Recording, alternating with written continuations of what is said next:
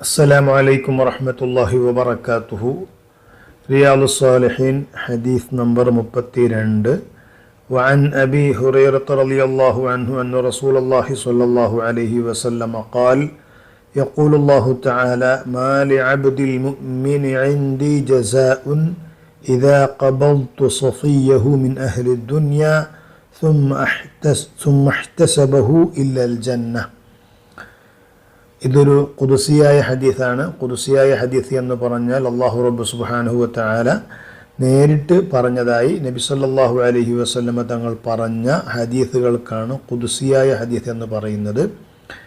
അല്ലാഹു തആല പറയുന്നു: മാ ലി അബ്ദിൽ മുഅ്മിൻ, ഒരു മുഅ്മിനായ അടിമക്കില്ല, ഇൻദി, എൻ്റെ അടുക്കൽ, ജസാഉൻ, ഒരു പ്രതിഫലമില്ല, ഇദാ ഖബൽതു, ഞാൻ പിടിച്ചാൽ, സഫിയഹു, അവൻ വളരെ ഇഷ്ടപ്പെട്ട, അവൻ്റെ ഏറ്റവും അവന് വേണ്ടപ്പെട്ട ഒരാളെ ഞാൻ പിടിക്കുക എന്ന് പറഞ്ഞാൽ റൂഹിനെ പിടിക്കുക എന്നർത്ഥം, അഥവാ അദ്ദേഹത്തെ മരിപ്പിക്കുക. മിൻ അഹ്ലി ദുനിയ, ദുനിയാവിൽ അവന് വാപ്പുണ്ടാവും, മക്കളുണ്ടാവും, സഹോദരന്മാരുണ്ടാവും, സഹോദരിമാരുണ്ടാവും, വളരെ ഇഷ്ടപ്പെട്ട ഒരു ബിസിനസ് പാർട്ട്ണർ ഉണ്ടാവും. അങ്ങനെ അവന് വളരെ ആശ്രയിക്കുന്ന, അതല്ലെങ്കിൽ വളരെയധികം ഇഷ്ടപ്പെടുന്ന ഒരാളെ ഞാൻ മരിപ്പിച്ചാൽ, സുമ്മഹ്തസബഹു, പിന്നെ അദ്ദേഹം ക്ഷമിച്ചു എന്ന് പറഞ്ഞാൽ, ഇഹ്തസബ എന്ന് പറഞ്ഞാൽ ആ ക്ഷമയിലൂടെ കൂലി, അള്ളാഹുവിൻ്റെ പക്കൽ നിന്ന് കൂലി ആഗ്രഹിച്ചു. അങ്ങനെ കൂലി ആഗ്രഹിക്കുകയാണെങ്കിൽ അവനില്ല ഇല്ലൽ ജന്ന, സ്വർഗമല്ലാത്ത മറ്റൊന്നുമില്ല. അപ്പോൾ നമ്മൾ വേദനയും സങ്കടവും എത്രമാത്രം അനുഭവിച്ചാലും ആ സങ്കടത്തോടൊപ്പം നാം ക്ഷമിച്ചുകൊണ്ട് അള്ളാഹുവിൻ്റെ പക്കൽ നിന്ന് നാം പ്രതിഫലം ആഗ്രഹിക്കുകയാണെങ്കിൽ അള്ളാഹു തആല നമുക്കിവിടെ നൽകിയ ലോസ്, നഷ്ടം, അത് വളരെ ചെറുതാണ്. അള്ളാഹു തആല നമുക്ക് നീക്കി വച്ചിരിക്കുന്ന പ്രതിഫലം വളരെ വലുതാണ്, അത് സ്വർഗമാണ്. 33-ാമത്തെ ഹദീസ്. وعن عائشة رضي الله عنها أنها سألت رسول الله صلى الله عليه وسلم عن الطاعون. നബി സല്ലല്ലാഹു അലൈഹി വസല്ലമ തങ്ങളോട് ഭാര്യയായ ആയിഷ റളിയല്ലാഹു അൻഹ ത്വാഊനിനെ കുറിച്ച് ചോദിക്കുന്നു. ത്വാഊൻ എന്ന് പറഞ്ഞാൽ പ്ലേഗ് എന്നാണ്. അതായത് മാരകമായ ഒരു രോഗം, എല്ലാവർക്കും പിടിപ്പെടുന്ന രോഗം. നമ്മൾ കൊറോണ കഴിഞ്ഞു പോയല്ലോ, അതുപോലെയുള്ള ഒരു രോഗത്തിനെയാണ് ത്വാഊന്. فأخبرها أنه كان عذابا يبعثه الله تعالى على من يشاء. فأخبرها, അപ്പോൾ ആയിഷ റളിയല്ലാഹു അൻഹയോട് റസൂലുള്ളാഹി തങ്ങൾ പറഞ്ഞു, അന്നഹു കാന അദാബൻ, അതൊരു ശിക്ഷയാണ്, അതൊരു പണിഷ്മെൻ്റാണ്. യബ്അസുഹു അല്ലാഹു തആല, അല്ലാഹു തആല അയക്കുന്ന ഒരു ശിക്ഷയാണ് അത്. അലാ മൻ യശാ, അവൻ ഉദ്ദേശിക്കുന്നവർക്ക് അല്ലാഹു തആല അയക്കുന്ന ഒരു ശിക്ഷയാണ്. അപ്പോൾ ബേസിക്കലി അങ്ങനെയുള്ള രോഗങ്ങൾ ശിക്ഷയാണ്. പക്ഷേ ഫജഅലഹു അല്ലാഹു റഹ്മത്തൻ ലിൽ മുഅ്മിനീൻ, പക്ഷേ അത് ശിക്ഷയാണെങ്കിലും, ജനറലി അതൊരു ശിക്ഷയാണ്, പക്ഷേ അത് മുഅ്മിനെ സംബന്ധിച്ചിടത്തോളം, ഒരു വിശ്വാസി സംബന്ധിച്ചിടത്തോളം അത് റഹ്മത്തായി മാറുകയാണ്. ഫലൈസ മിൻ അബ്ദിൻ യഖഉ ഫി ത്വാഊനി. അപ്പോൾ എങ്ങനെയാണത് ഒരു അടിമക്ക് റഹ്മത്താകുന്നത്? ഒരു അടിമയും ഇല്ല യഖഉ ഫി ത്വാഊനി, ത്വാഊന് അദ്ദേഹത്തിൽ സംഭവിക്കുന്നു. ഫയംകുസു ഫീ ബലദിഹി, അങ്ങനെ എവിടെയാണോ അവനുള്ളത് ആ നാട്ടിൽ തന്നെ അവൻ താമസിക്കുകയും ചെയ്യുന്നു. സാബിറൻ മുഹ്തസിബൻ, ക്ഷമിച്ചുകൊണ്ടും അള്ളാഹുവിൽ നിന്ന് കൂലി ആഗ്രഹിച്ചുകൊണ്ടും അതേ നാട്ടിൽ അവൻ കഴിച്ചുകൂടുന്നു. യഅലമു, അവൻ മനസ്സിലാക്കുന്നു, അന്നഹു ലാ യുസീബുഹു ഇല്ലാ മാ കതബ, അല്ലാഹു തആല കണക്കാക്കിയതല്ലാതെ, ഇല്ലാ മാ കതബല്ലാഹു ലഹു, അല്ലാഹു തആല കണക്കാക്കിയതല്ലാതെ അവനക്ക് വരികയില്ല എന്നുറച്ചു വിശ്വസിച്ചുകൊണ്ട് അവൻ അവിടെ തന്നെ സ്റ്റേ ചെയ്യുന്നു, വേറെ എവിടേക്കും പോകുന്നില്ല. എങ്കിൽ ഇല്ലാ കാന ലഹു മിസ്ലു അജ്രി ഷഹീദ്, അവന് അല്ലാഹു തആല ഒരു ഷഹീദിൻ്റെ കൂലി ആണ് കൊടുക്കുന്നത്.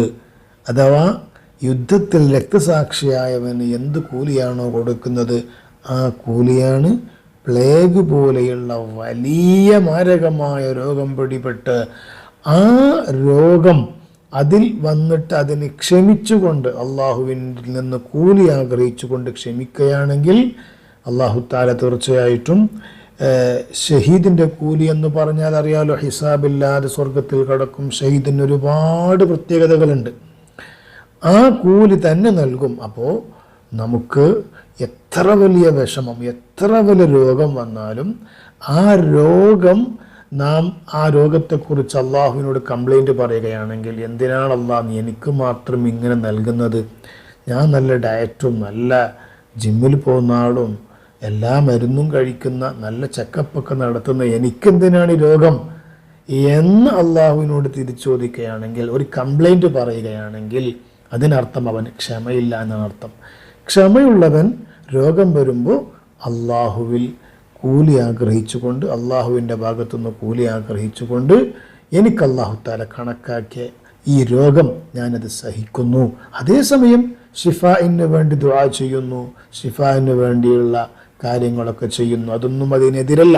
ക്ഷമയെന്ന് പറഞ്ഞാൽ വേദന അനുഭവിക്കുന്നതോടൊപ്പം അള്ളാഹുവിൻ്റെ ഖദറിൽ വിശ്വസിക്കുക, ചികിത്സക്കും മറ്റുമുള്ള പ്രവർത്തനങ്ങൾ ചെയ്യുന്നതോടൊപ്പം അള്ളാഹുവിൻ്റെ ഖദറിൽ വിശ്വസിച്ചുകൊണ്ട് തൃപ്തനാവുക.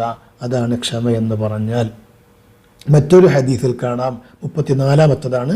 വഅൻ അനസ് റളിയല്ലാഹു അൻഹു ഖാല സമിഅ്തു റസൂലല്ലാഹി സ്വല്ലല്ലാഹു അലൈഹി വസല്ലം യഖൂലു ഇന്നല്ലാഹ അസ്സ വജല്ല ഖാൽ, അല്ലാഹു തആല പറയുന്നു, ഇദ ബിതലൈതു അബ്ദി ബിഹബീബതൈഹി ഫസബറ അവൽതുഹു മിൻഹുമാ അൽ ജന്ന. ഇദ ബിതലൈതു, ഞാൻ പരീക്ഷിച്ചാൽ, അബ്ദി എൻ്റെ അടിമയെ, ബിഹബീബതൈഹി അവന് ഏറ്റവും ഇഷ്ടപ്പെട്ട രണ്ട് സംഗതികൾ വാങ്ങിക്കൊണ്ട് എന്ന് പറഞ്ഞാൽ അതിൻ്റെ വ്യാഖ്യാനം ഇഷ്ടപ്പെട്ട എന്നാണ് അതിൻ്റെ ലിംഗ്വിസ്റ്റിക് മീനിങ്. അതിൻ്റെ വ്യാഖ്യാനം കണ്ണ് എന്നാണ് അർത്ഥം. അല്ലാഹു തആല നമുക്ക് ഒരുപാട് അനുഗ്രഹങ്ങൾ നൽകിയിട്ടുണ്ടെങ്കിൽ ജീവിച്ചിരിക്കുമ്പോൾ നമുക്ക് നൽകുന്ന ഏറ്റവും വലിയ അനുഗ്രഹം എന്താണ്? കണ്ണാണ് അല്ലേ? ജീവനുണ്ടെങ്കിൽ ഹൃദയമാണ് ഏറ്റവും വലിയ അനുഗ്രഹം. പക്ഷേ ഹൃദയം പിന്നെ സ്റ്റോപ്പായി കഴിഞ്ഞപ്പോൾ ജീവൻ ഉണ്ടാവില്ലല്ലോ. അത് കഴിഞ്ഞാൽ നമുക്ക് ഏറ്റവും വലിയ അനുഗ്രഹം കണ്ണാണ്. രാവിലെ ഉണർന്ന ഉടനെ നമുക്ക് പലതും കാണുകയാണ്. നിങ്ങൾ ചിന്തിച്ച് നോക്കൂ, രാവിലെ ഉണർന്ന ഉടനെ ഒന്നും കാണാത്തൊരു സാഹചര്യം അല്ലാഹു തആല കാക്കട്ടെ.